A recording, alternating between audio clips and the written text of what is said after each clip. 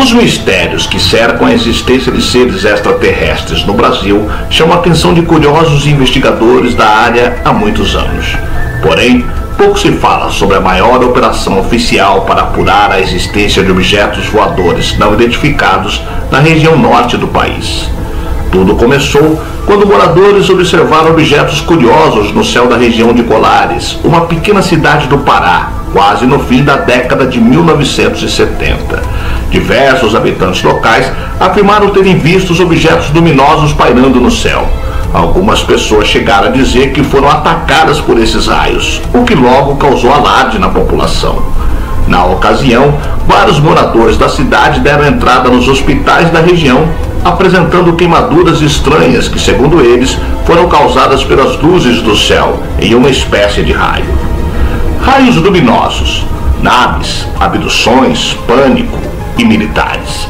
A Operação Prato é um dos casos ufológicos mais famosos do mundo, pois foi um dos fenômenos que gerou uma riqueza de evidências tão incríveis no norte do país em 1977. Eu sou o Sidney Góes e você está no Placebo. Vem comigo, que no caminho eu te explico.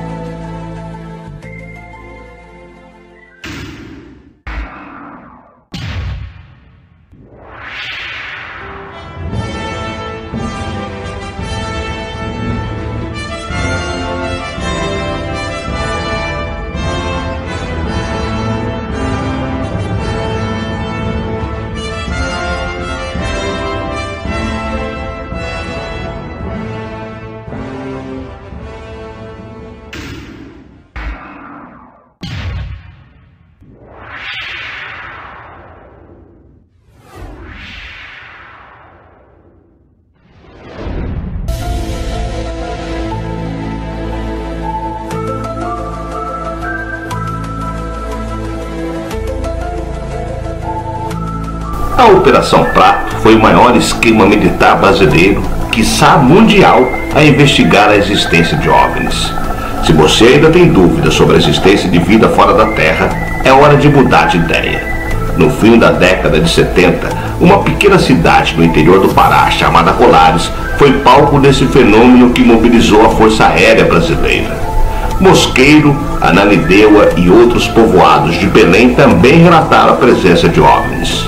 Primeiro foram os avistamentos. Moradores começaram a relatar que luzes estranhas estavam sobrevoando a cidade, um evento que durou dias.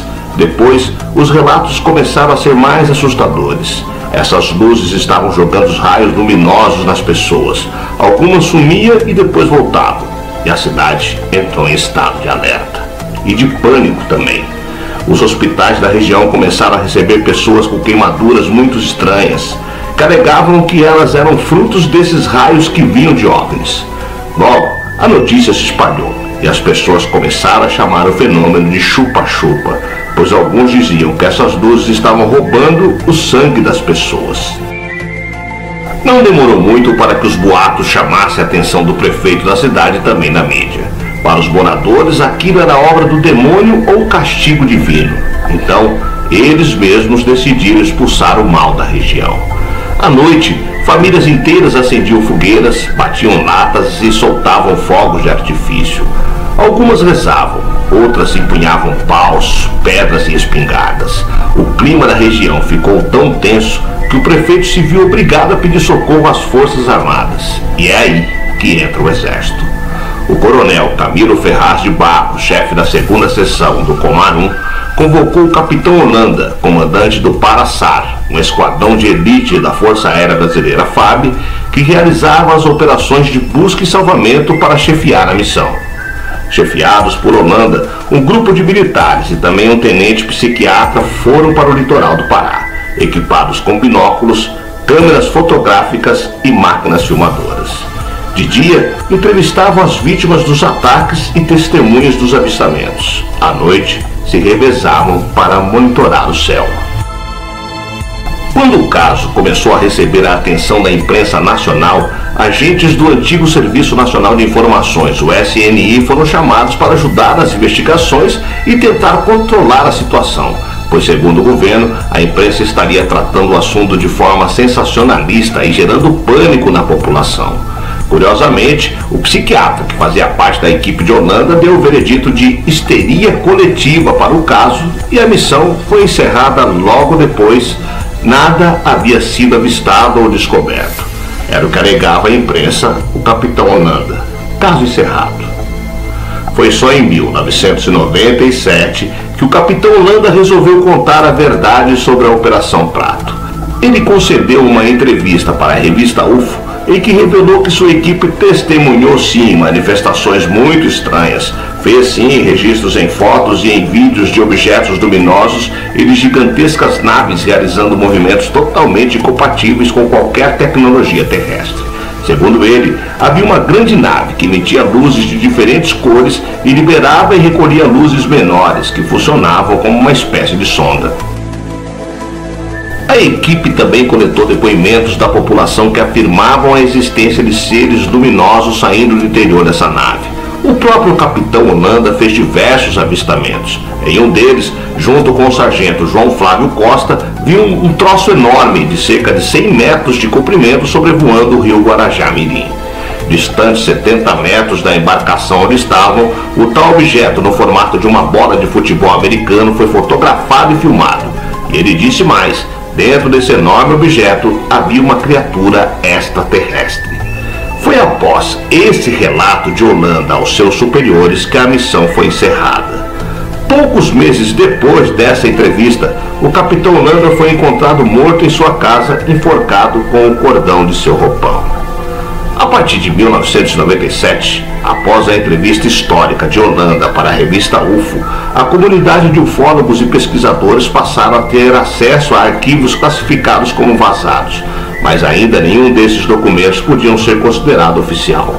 Até que uma grande campanha de liberdade de informação a respeito de OVNIs foi iniciada no Brasil, conduzida pela Comissão Brasileira de Ufólogos. A campanha reuniu milhares de assinaturas e serviu para pressionar as instituições que guardavam essas informações a torná-las públicas. Até que em 2008, os frutos dessa campanha foram colhidos e alguns documentos oficiais foram mesmo publicados.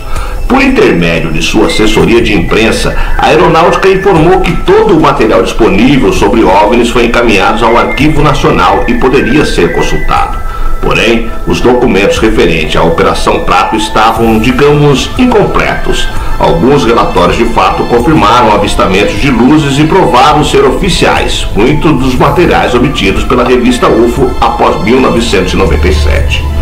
Hoje, o acervo sobre OVNIs é um dos mais visitados do Arquivo Nacional. Do total de 753 relatórios disponibilizados, material que abrange um período de 63 anos, de 1952 a 2015, apenas 6 dizem respeito à Operação Prato, vão de 2 de setembro de 1977 a 28 de novembro de 1978 e englobam 15 municípios do interior do Pará.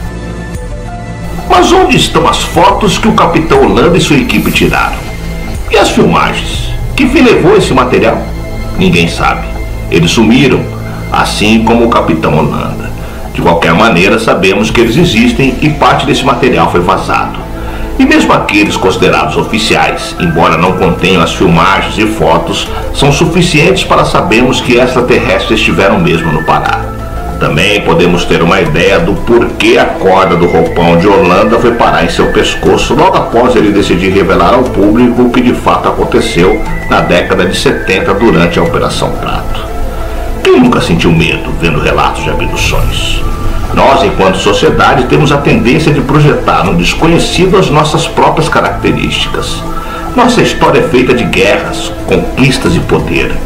Temos hierarquias que gostamos de respeitar em todas as áreas humanas. Nossos primeiros deuses tinham inclusive essas características. Os mitos gregos, romanos, egípcios e nórdicos nos apresentam divindades que traem, guerreiam, sentem ciúmes, castigam e precisam de aprovação e adoração.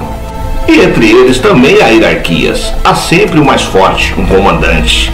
Quem é mais fraco é sempre subjugado, escravizado, dominado ou exterminado. É essa a ideia que fazemos dos extraterrestres. Se existe e pode chegar até o nosso planeta, é porque são mais evoluídos que nós, que fomos no máximo até o nosso satélite.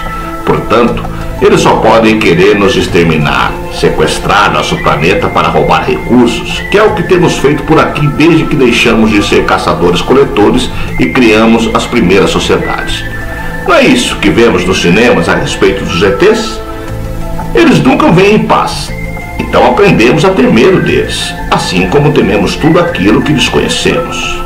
Quando há relatos de abduções, por exemplo, são relatos aterrorizantes de como procedimentos invasivos foram realizados. Pessoas que passaram por essas experiências falam delas com terror. Vamos pensar melhor. Será que eles não fazem conosco o que fazemos com os nossos animais? Quando seu cachorro está doente e precisa de ajuda, levá-lo ao veterinário é uma experiência muito parecida com uma abdução. Você pega seu animal à força e o leva até uma clínica. Lá ele é examinado, cutucado e furado em cima de uma mesa de metal fria, completamente apavorado, sem entender o que está havendo. Alguns procedimentos médicos machucam. Depois, como num passe de mágica, ele está de volta ao conforto do lar. Não será isso que fazem os extraterrestres? Quando pensamos que existe algo superior que criou a vida, temos que considerar todo tipo de vida. E isso inclui também os ETs. Logo, se Deus está no controle do nosso planeta, também tem de estar no controle de todos os outros planetas. Ou ele não é Deus. Se eles vêm até aqui, é porque existe uma permissão para isso. E essa permissão é obviamente espiritual. Talvez eles estivessem tratando de algo nessa cidade, nessas pessoas. Não sabemos. Talvez nossa geração morra sem saber. Mas as abduções, que parecem aterrorizantes, podem ser apenas uma ida ao veterinário para nós. Por pior que seja a experiência, todos sempre voltam sãos e salvos ao conforto do lar. A única certeza que podemos ter é que estamos diante de um dos maiores enigmas da ufologia. Mesmo porque os avistamentos não acabaram. 40 anos depois da Operação Prato, discos voadores continuam aparecendo naquela região.